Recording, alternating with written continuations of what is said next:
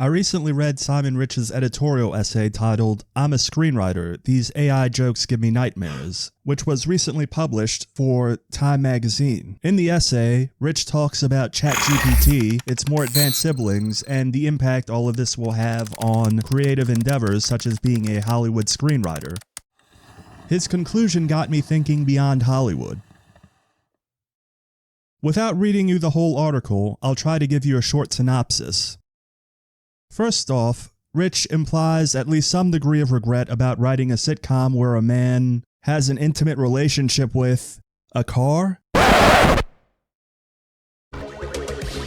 Anyways, a childhood friend of Rich, who he calls Dan, who works at OpenAI, shows him other OpenAI projects beyond ChatGPT. Some of these AI projects predate ChatGPT, like one called Code DaVinci 002, which they prompt to write 5 Onion-esque article headlines, and the AI does a pretty good job.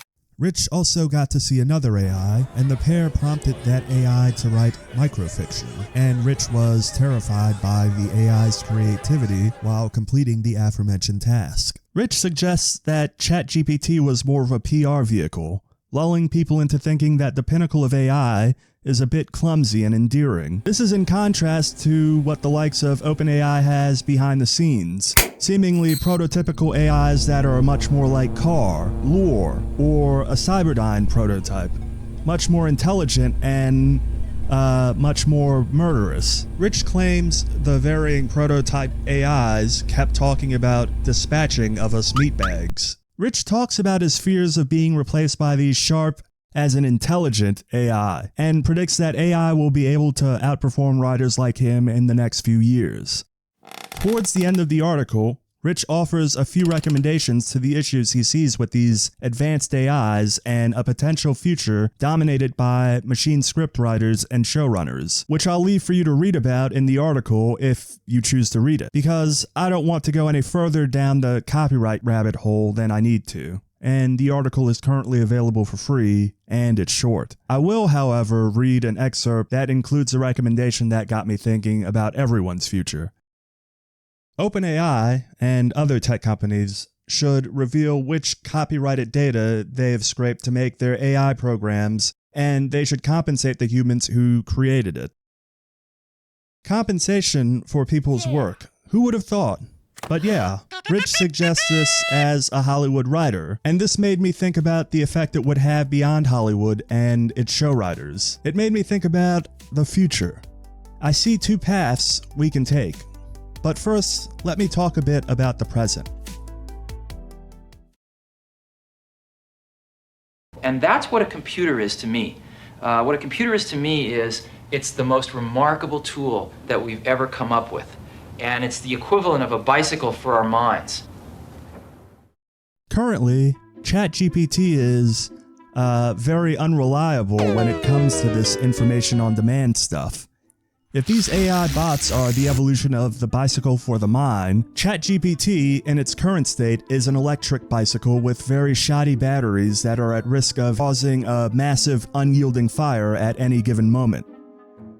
Right now, when you ask ChatGPT a question, you have to have some expertise in a given domain, or at least be able to verify the answer you got, not to mention that more and more users are starting to think ChatGPT is getting stupider.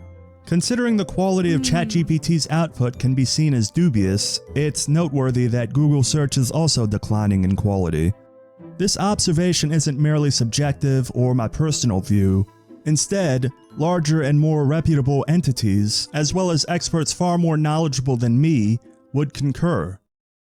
A lot of people pin the blame for this lapse in quality on all of the ingenuine search engine optimized, SEO for short, content that floods the first pages of Google search results.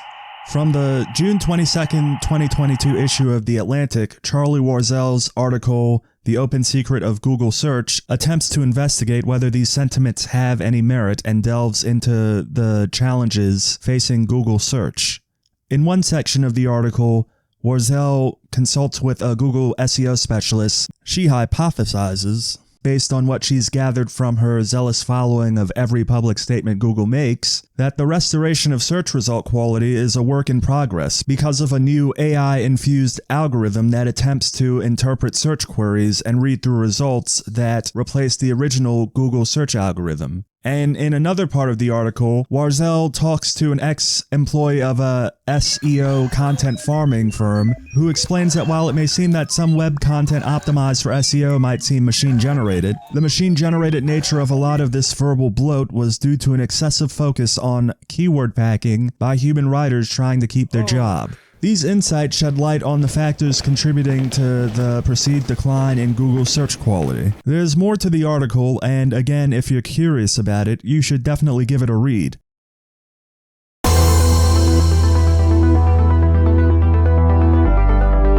Now that I offered this bit of context, let me talk about the two potential futures of how we can get information from the internet.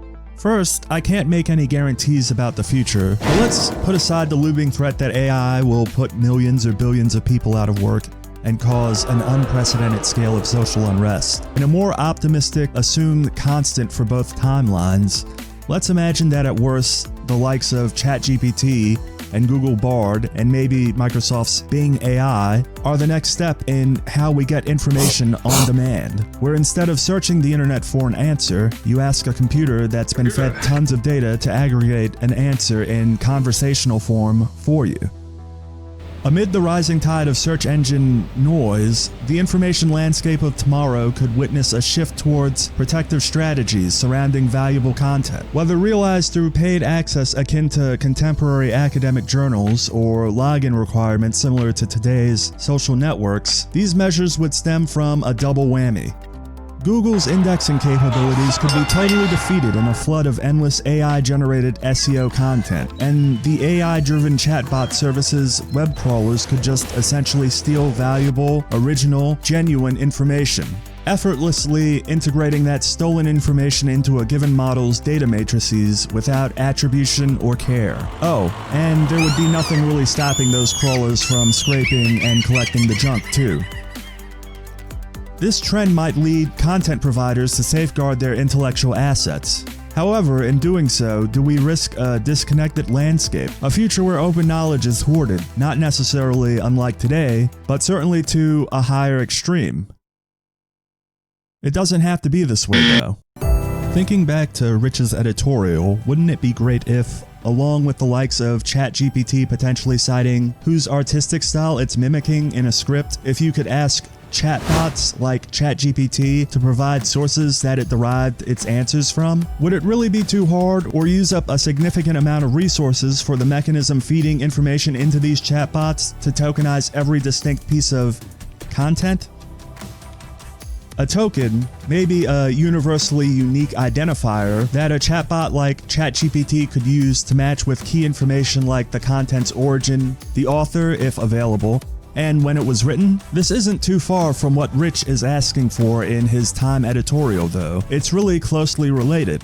Instead of citing whose style of writing inspired ChatGPT to conjure up a new hypothetical Breaking Bad episode, as well as giving credit to the writing staff of the AMC series, a person seeking an answer would be able to know what sources ChatGPT pulled from to synthesize its answer. It also seems such a feature could ensure a form of error correction, because ChatGPT or the end user could realize that ChatGPT cited a bad or irrelevant choice, especially if OpenAI's developers don't actually have an effective way for ChatGPT to always check the legitimacy of its own responses to queries.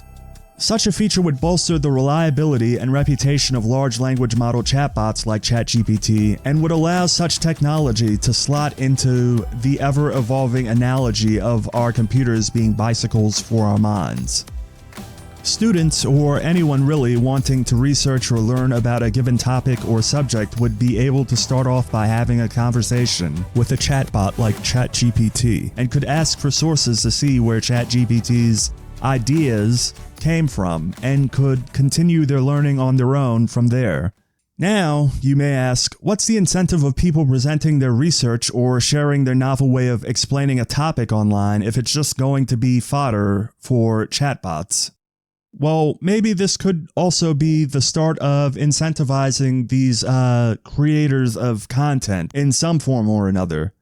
Should this chatbot that can reliably act as a tutor on any subject be a subscription service? And would its costs be at a disadvantage for the poor? Or would it come bundled with a cell phone service subscription like Netflix might now? I don't know, and I don't know where I'd start if I tried potentially making a video to try and answer this question for another day.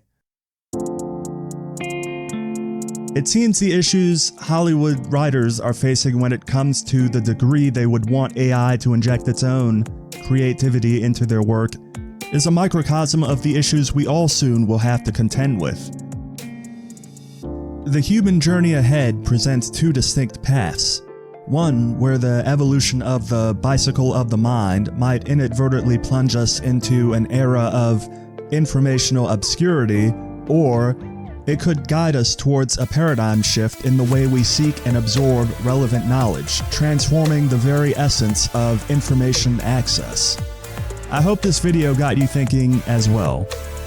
Until next time.